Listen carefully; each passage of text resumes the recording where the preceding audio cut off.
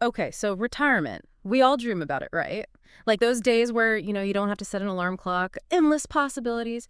But actually getting there, it can feel, I don't know, kind of confusing. Yeah, it can definitely be overwhelming. Exactly. So that's what we're going to try to sort out in this deep dive. It's all about retirement planning, but like in a way that makes sense, cutting through all the financial mumbo jumbo, right? Exactly, like getting to the stuff that really matters. Exactly. And to make sure we actually do that, we've got, well, you, like our expert guide, someone who can help us all make sense of retirement planning. I'll do my best. Awesome.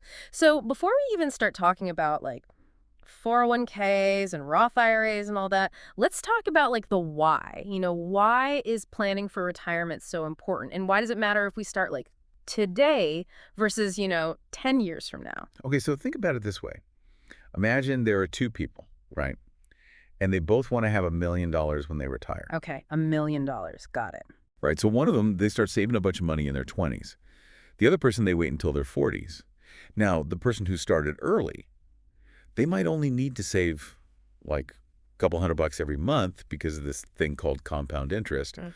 But the person who waited, they're going to have to save way more every month to reach that same $1 million goal, even if they're investing in the same kind of stuff. Okay, so it's not just like how much money we save, it's when we start saving too.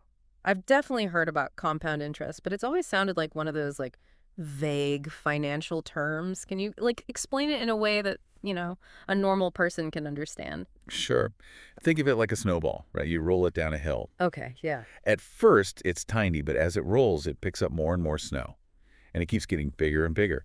Compound interest is kind of like that. Uh-huh. The money you save, it earns interest, and then that interest earns even more interest. It just keeps growing and growing over time. So starting early basically gives your money more time to like roll down that hill and pick up more snow. Exactly. That actually makes me feel a little better about this whole retirement planning thing. Like, even if I can't save a ton right now, just starting is a good move, right? Absolutely. Okay. But here's where I get confused. It's all those different types of retirement accounts. 401k, IRA, traditional, Roth. It's like a lot. Yeah, there are definitely a few options out there. Can we like break it down a little? Of course. So a 401k is usually a good place to start, especially if your work offers one. Okay. It's basically like a special savings account where you put money aside before taxes are taken out of your paycheck. And a lot of employers, they'll actually match some of the money you put in. Right, right. So they'll like add money to my account based on how much I save. Yeah, exactly. Okay, that matching part. It's not just free money like I used to think, right? It's like a way to double my savings. You got it. It's definitely a smart move to take advantage of that, if you can. Okay, so then what about IRAs? Where do those fit in? Those are great if you're like self-employed or you want more control over how your money is invested. Uh-huh. And you've got two main types, traditional and Roth. Okay.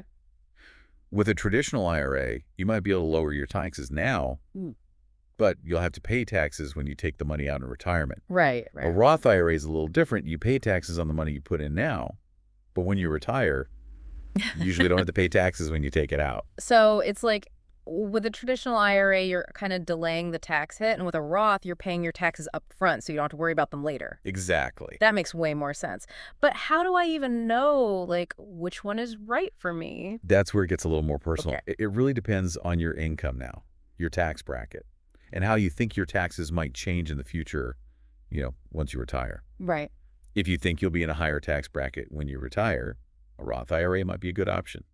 If you think your taxes will be lower, a traditional IRA could make more sense. Okay. There are a lot of factors to consider. All right, so let's get to the big question. How much should I be saving for this whole retirement thing? Yeah, how much is enough, right? Right. There are so many different rules out there. Like, what's a good starting point? Well, one common rule of thumb is saving at least 15% of your income, before taxes. Okay, 15%. But that can feel like a lot, I know.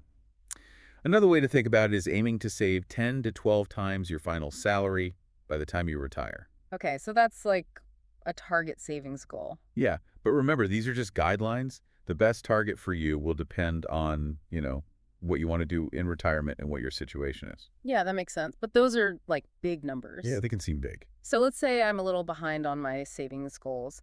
What are some ways to like catch up? You don't have to do everything at once. Mhm. Even increasing your savings by like 1% each year can make a big difference over time. Okay. Another thing you could try is automating your savings. Like setting it up so some money from each paycheck goes straight into my retirement account. Exactly. That way you don't even have to think about it. Ooh, I like that. Like setting it and forgetting it, but for retirement. Exactly. Okay, but what about debt? Like a lot of people have student loans or a mortgage or, credit card debt. How do we balance paying that off and saving for retirement? That's a great question. So the key is to prioritize. Okay. Focus on any high-interest debt first, Yeah. like credit card debt. Those interest rates can really hurt you. Once you've got a handle on that, then you can shift to saving for retirement while you're managing those lower interest debts. So basically deal with the financial emergencies first, then focus on building up that retirement fund. You got it. Okay, that makes sense. So let's say we've got our debt under control. We're starting to save. What about actually investing that money? That part feels kind of intimidating. I get that. It could definitely seem like a lot. Yeah, like the stock market and all that. Well, there are some simpler options out there, especially if you're not like a financial expert. Have you heard of target date funds? Hmm, I think so, but remind me. Okay, so imagine a pre-built investment portfolio that's like designed specifically for retirement. Okay. And it automatically adjusts like the mix of investments Mhm. as you get closer to your retirement date. So it's like a retirement investment on autopilot. Yeah, pretty much. Yeah. It takes a lot of the guesswork out of it. Ooh, I like that. What about early retirement? Like a lot of people dream about that, right? But is it actually realistic? It is, but it definitely takes some planning and a certain, well, lifestyle. Okay. Have you heard of the FIRE movement? I think so, but I'm not really sure what it's all about. It stands for Financial Independence, Retire Early. Oh, right. And it's all about saving a lot of money, investing it smartly, and living, maybe a little more simply so you can retire way earlier than the traditional retirement age. So fiery isn't just about not working. It's a whole different way of thinking about money and life. Yeah, definitely. Okay, I'm starting to get it. What about Social Security? Is that supposed to be our main source of income in retirement? It's more like a safety net. Okay. It's there to give you a little bit of income, but you'll probably need more than just Social Security to, really enjoy retirement. Right. So it's like a base, and then we need to build on top of that with our own savings and investments. Exactly. Okay. What about taxes in retirement? Can we do anything to, pay less in taxes and keep more of our money? For sure. Okay, good. Choosing the right type of retirement account can help a lot. Like if you choose a Roth IRA or a Roth 401k, you pay taxes on the money now, so you don't usually have to pay taxes when you take it out later. Oh, okay, that makes sense. And even with traditional accounts, you can be strategic about when and how you withdraw money to try to lower your taxes. So tax planning is like a whole other part of retirement plan. Oh, absolutely. It's not just about saving money. It's about saving it in a smart way. Right, right. There are a lot of things to think about. Okay, let's talk about something a little less fun, but I guess important. Okay. What about risks?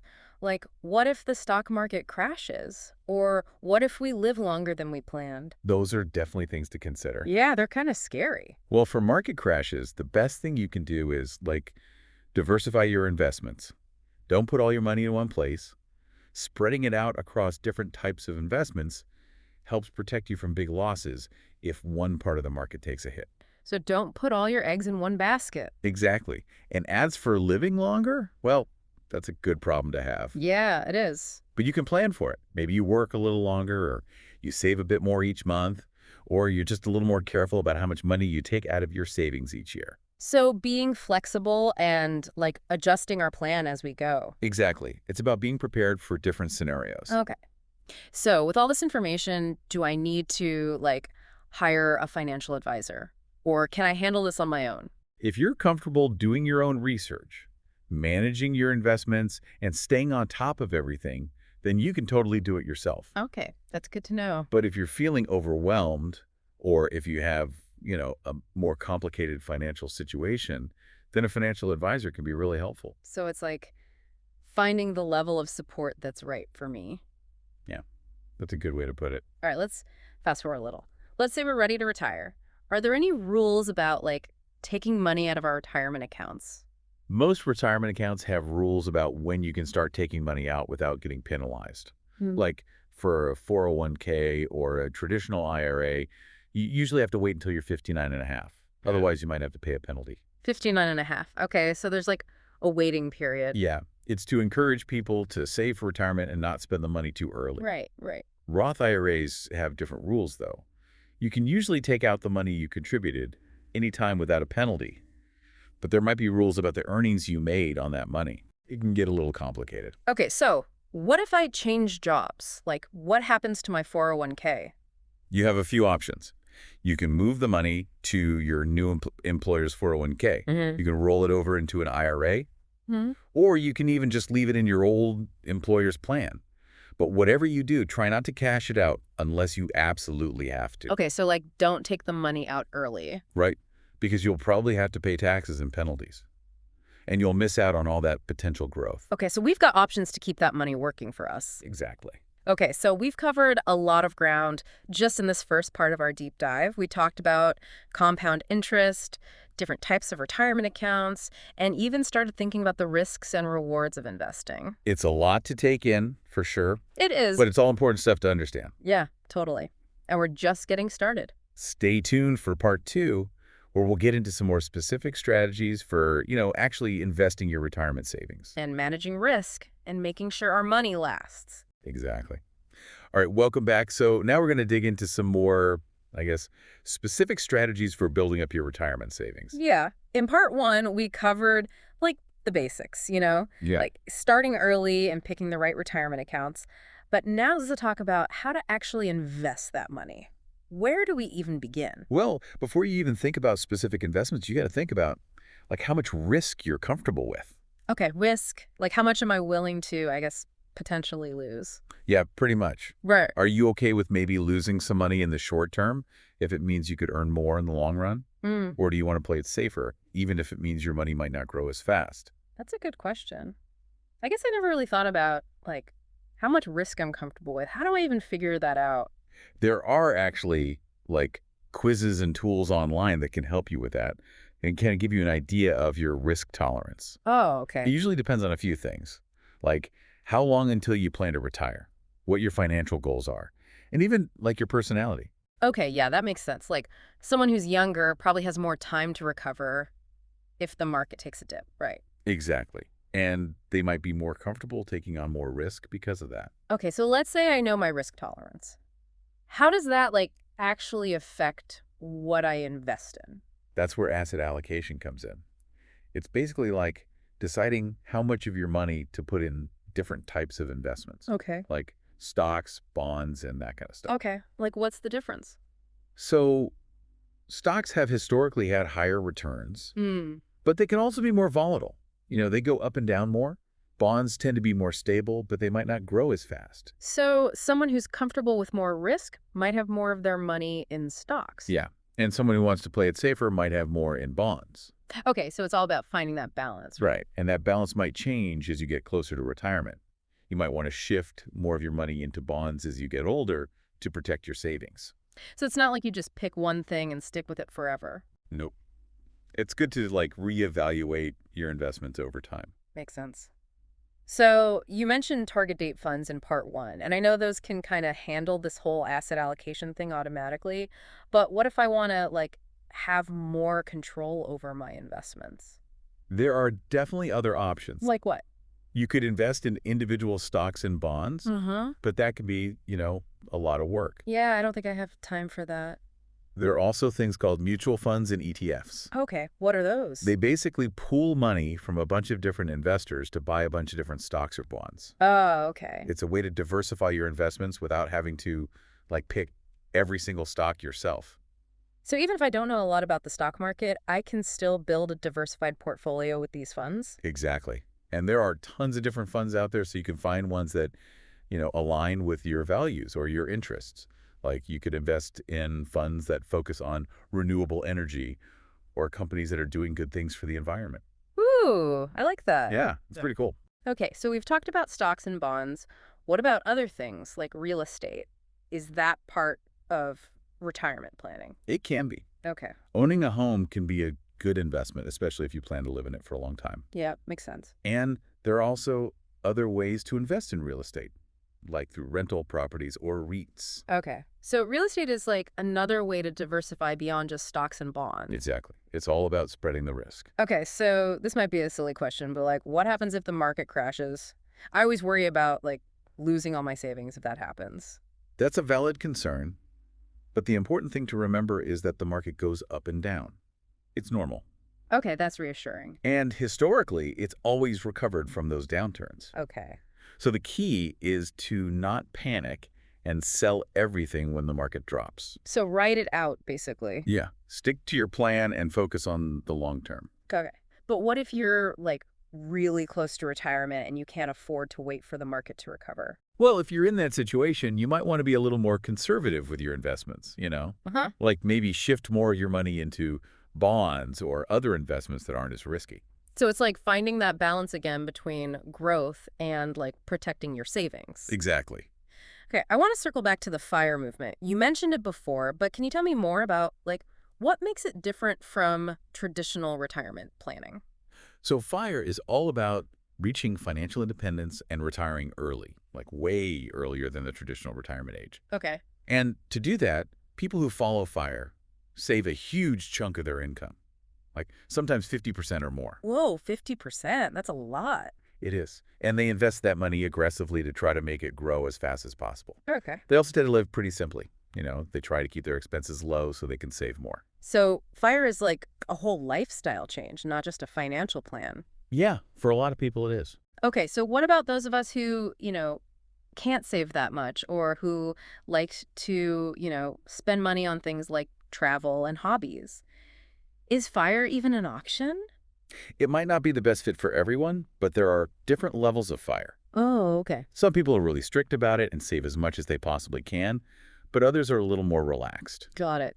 The key is to find what works for you and your goals. So there's like a spectrum within FIRE. Yeah, exactly. Okay. But it sounds like no matter what, there are still some good lessons to learn from the FIRE movement, right? Absolutely. Like being aware of your spending, finding ways to save more, and investing your money smartly. So even if I don't want to like retire super early, I can still use some of those FIRE principles. For sure. Okay, cool. So let's say we've saved up a bunch of money for retirement. How do we make sure it lasts? Like, how do we make sure we don't run out of money before, we run out of time? That's where the 4% rule comes in. Okay, what's that? It's basically a guideline that suggests you can safely withdraw 4% of your retirement savings each year without running out of money too quickly. So, like, if I have $1 million saved, I could take out $40,000 in my first year of retirement. Yeah, and then you adjust that amount each year for inflation. Okay, so it keeps up with, like, the rising cost of living. Exactly. But remember, it's just a guideline. Okay. It's important to, think about your own individual situation, your risk tolerance, and how much you plan to spend each year.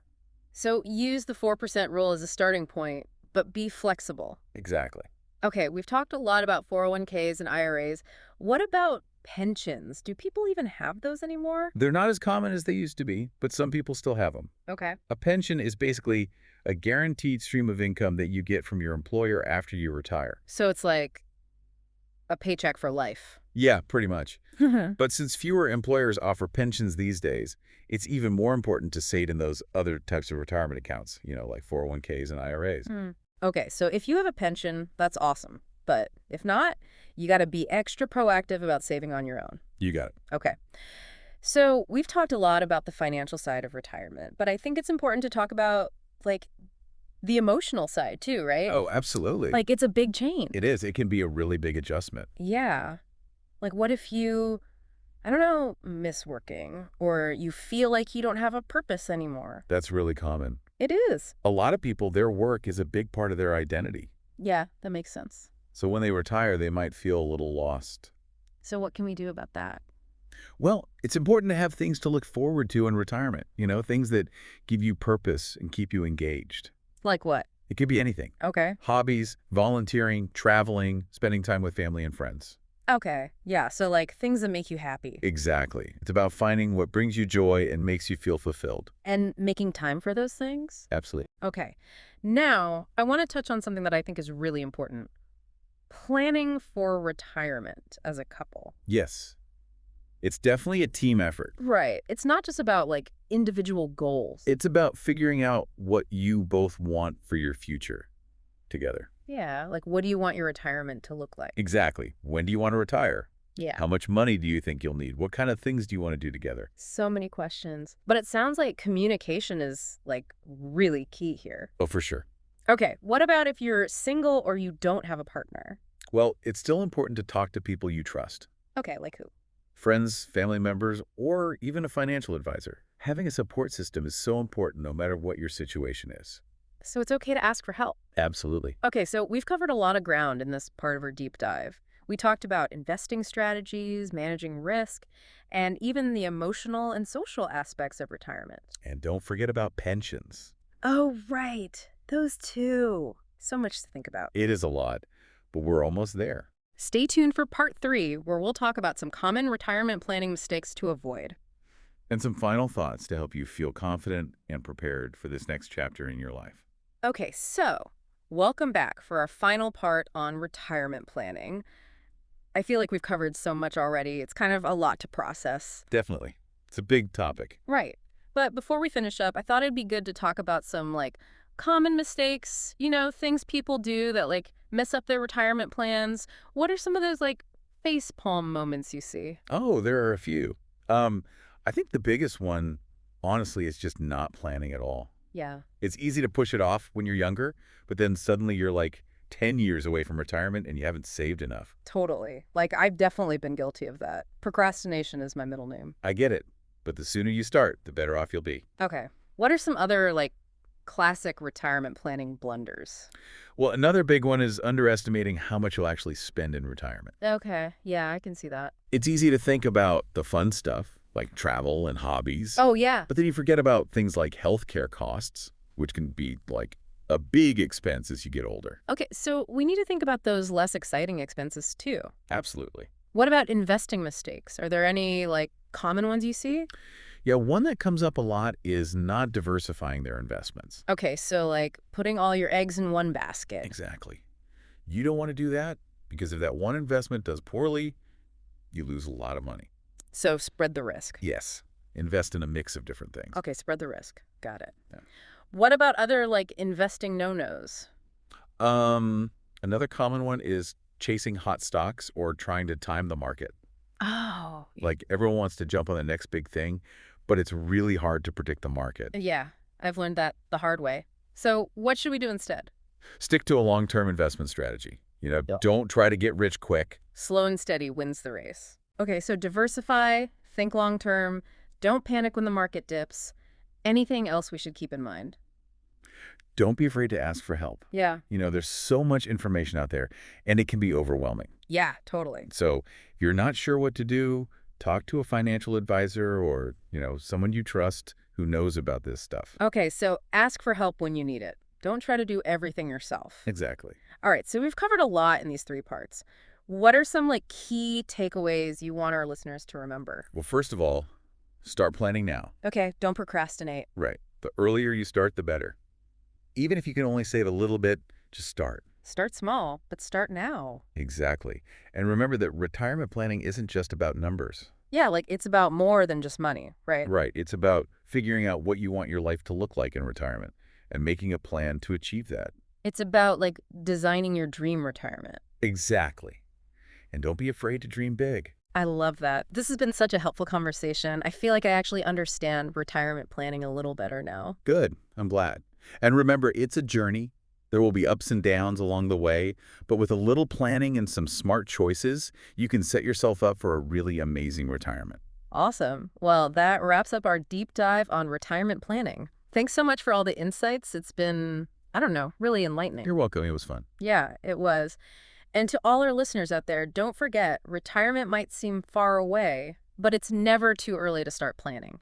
So take what you've learned, start making those plans, and get excited about that amazing future ahead of you.